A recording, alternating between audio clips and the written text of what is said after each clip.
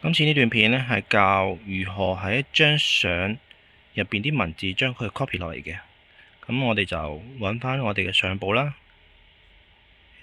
揾翻你想要嗰個相片啲文字嗰個圖片啦。咁就你想要邊一段文字啦。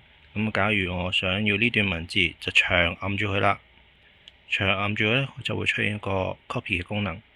咁我哋就可以撳住藍色嘅掣，我哋就拉到去我哋想要嘅部分啦。咁我哋就撳複製，咁就會有提示啦，去咗你嘅剪黏簿嗰度啦。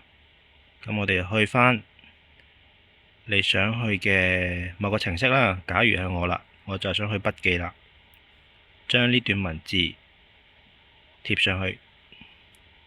咁啦，我哋就長撳呢度，長撳你嘅輸入框啦。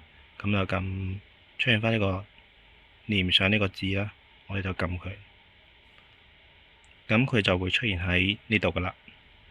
希望呢段片可以幫到你啦。